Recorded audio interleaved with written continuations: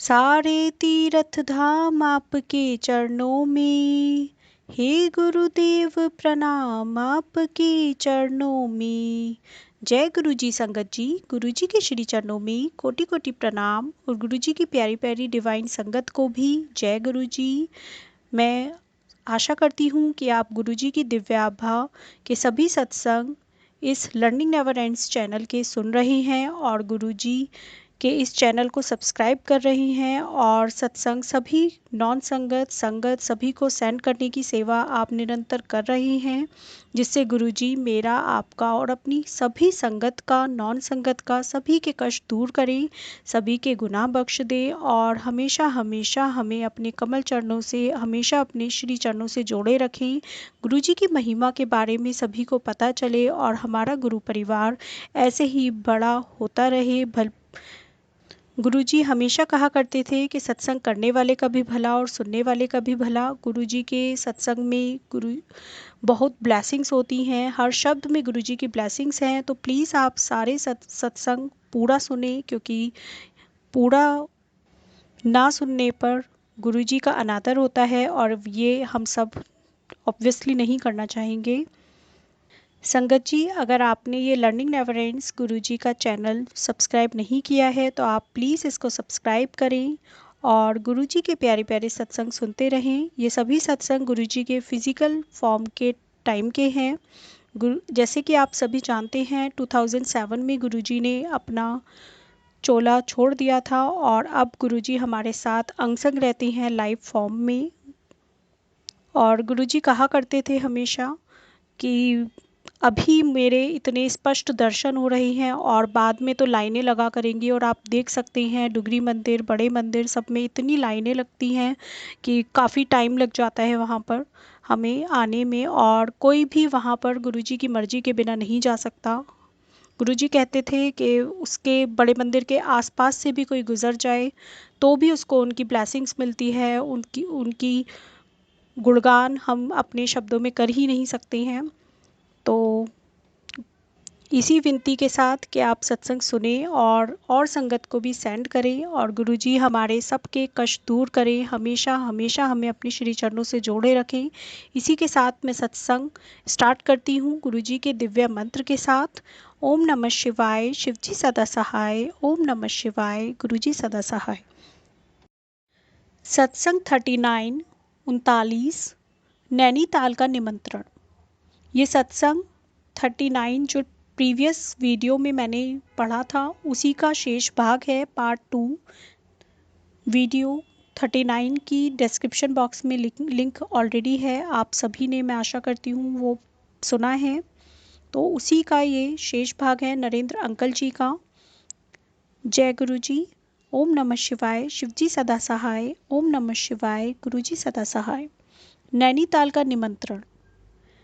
जून 2002 में गुरुजी की संगत के साथ नैनीताल जाने की योजना बन रही थी। नरेंद्र की पत्नी सोच रही थी कि गुरुजी उनको साथ चलने के लिए कहेंगे या नहीं। नरेंद्र ने कहा कि न तो वह उनके पुराने अनुयायी हैं न ही धनवान हैं, तो गुरुजी उनको संभवतः आने के लिए न कहें। शीघ्र ही पता लगने वाला था कि उनका सोचना कितना गलत था। गुरुजी की संगत में कोई भेदभाव नहीं होता और उन जैसी तेजस्वी विभूति के सम्मुख सब दीन हैं, वह दाता हैं और शेष सब कोई भी लौकिक प्रतिष्ठा होते हुए मात्र भिक्षु हैं। 2-3 दिन में ही गुरुजी ने नरेंद्र को दिल्ली बुलाया। दिल्ली पहुंचकर लंगर खाने के उपरांत गुरुजी ने उन्हें नैनीताल आने का निमंत्रण दिया। जब नरेंद्र घर वापस पहुंचे तो उन्होंने अपनी पत्नी से कहा कि गुरुजी ने केवल औपचारिकता के लिए उन्हें आमंत्रित किया होगा, पर जाने से 3 दिन पूर्व गुरुजी ने उन्हें पुनः बुलाया और साथ में ऊनी वस्त्र भी लाने के लिए कहा। गुरुजी ने नरेंद्र के समस्त भ्रम दूर कर दिए थे। नरेंद्र कहते हैं कि उनको आपके जीवन के बारे में सब ज्ञान है, आप क्या करते हैं और क्या सोचते हैं। नैनीताल में गुरुजी ने नरेंद्र जी को डिप्लोमा अथवा डिग्री पाठ्यक्रम से MBA करने के लिए कहा। नरेंद्र ने कहा कि 1 दशक के बाद वह यह करना अत्यंत कठिन होगा, परंतु गुरुजी ने उसे बलपूर्वक यह करने को कहा। करने का आदेश दिया। नरेंद्र ने डिप्लोमा पाठ्यक्रम करना आरंभ किया, पर उसे पूरा करने की शंका के साथ।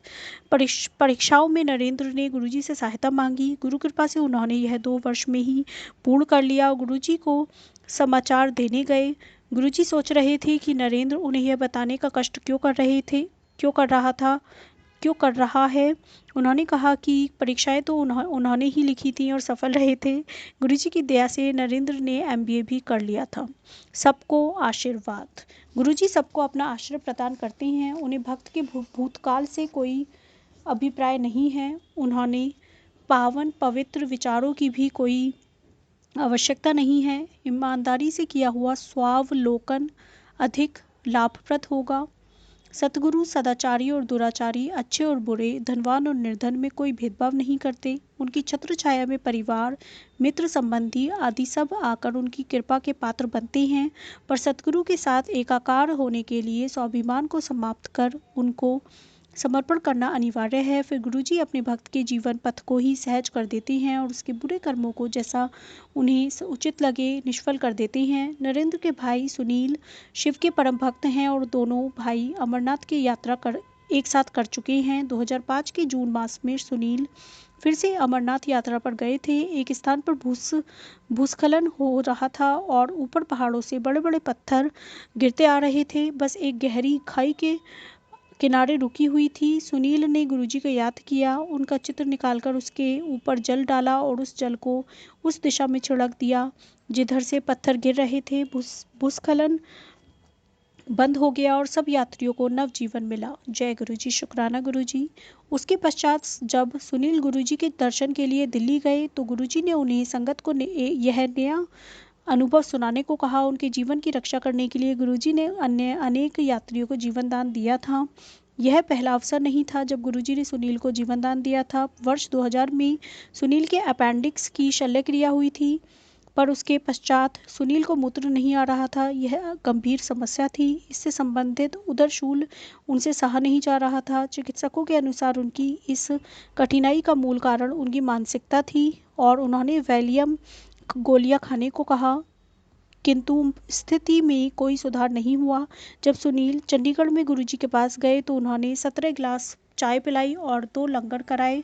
जैसे ही सुनील जाने को तत्पर हुए, गुरुजी ने 1 कप चाय और पीने को कहा। सुनील पहले ही इतना तरल लेने के पश्चात और लेने की स्थिति में नहीं थे, अतः गुरुजी ने वह चाय अपने सामने ही पीने के लिए कहा। वह बोले कि अब सब ठीक हो जाएगा। बाहर जाते ही सुनील ने मूत्र किया, कोई 10 मिनट तक। उस दिन से उन्हें वह समस्या पुनः नहीं हुई है। गुरुजी द्वारा अभिमंत्रित चाय ने वह किया जो चिकित्सकों की औषधियाँ नहीं कर पाई थी। जय गुरुजी।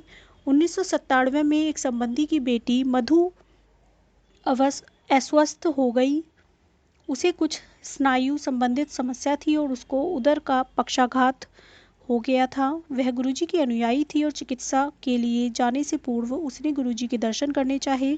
उसे चंडीगढ़ लाया गया और बाहर एक खिड़की के पास बिठाया जहाँ से वह गुरुजी को देख सके। मधु ने रोते हुए प्रसाद के लिए प्रार्थना करी। गुरुजी ने उसकी आस्था की परीक्षा लेने के लिए उसको सबसे अंत में प्रसाद दिया। उन्होंने उसको पटियाला के राजेंद्र चिकित्सालय में प्रविष्ट कराने को कहा। 2 सप्ताह वहां रहकर उसके स्वास्थ्य में सुधार हुआ। चिकित्सालय से निकलकर वह पुनः गुरुजी के दर्शन के लिए आई। उसके शरीर में एक बोतल लगी हुई थी जो गुरुजी ने निकलवा दी। चिकित्सक आश्चर्यचकित थे। उनके अन्य रोगियों को कोई लाभ नहीं हुआ था, किंतु वह 3 सप्ताह के उपचार के पश्चात स्वस्थ हो गई थी। सतगुरु के दर्शन ने पुनः दिव्य चिकित्सा का कार्य किया था। गुरुजी की महिमा एक अन्य संबंधी पर भी हुई। जब गुरुजी चंडीगढ़ में रहते थे, लंगर मलेर कोटला से आता था। वह कुछ परिवारों को लंगर बनाने का कार्य दिया गया था। नरेंद्र की मम्मी गुरुजी के पास कुछ चपातियाँ बनाकर भेजना चाहती थी। इस मनोरथ को व्यक्त करने के अगले दिन ही एक भिखारी उनके घर आया और उसने भोजन मांगा, किंतु उन्होंने मना कर दिया। भिखारी ने कहा कि पिछली रात को तो वह लंगर की बात कर रही थी, पर अब चाय भी नहीं दे सकती हैं। उनको इसका तात्पर्य फिर भी समझ नहीं आया, पर वह उसके लिए चाय और 2 लड्डू ले आई। भिखारी ने उनसे कुछ भी मांगने के लिए कहा।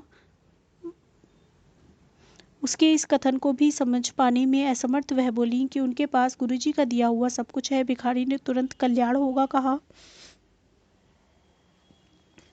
मामी जी भिखारी को शांति से खाने देने के लिए छोड़कर घर के अंदर चली गईं। थोड़ी देर बाद उन्होंने देखा कि वह भिखारी चला गया था और गिलास वहीं पर रखा हुआ था। भिखारी के अचानक अदृश्य होने से सामान्यतः वह पैसे मांगे बिना नहीं जाते हैं। उनको आभास हुआ कि गुरुजी ही उस वेश में आए होंगे। जय गुरुजी, शुक्राना गुरुजी। संगत जी, ये सत्संग का पार्ट 3 मैं नेक्स्ट वीडियो में ज़रूर पढ़ूंगी। आप इसका पार्ट 1 डिस्क्रिप्शन बॉक्स से पढ़ सकते हैं। और अगर मैं मुझसे सत्संग पढ़ने में कोई भी भूल हुई हो, कुछ भी गलती हुई हो, तो प्लीज़ संगत जी एंड प्यारे गुरुजी मुझे माफ़ कर दीजिएगा। जय गुरुजी, अनंतम अनंतम शुक्राना गुरुजी।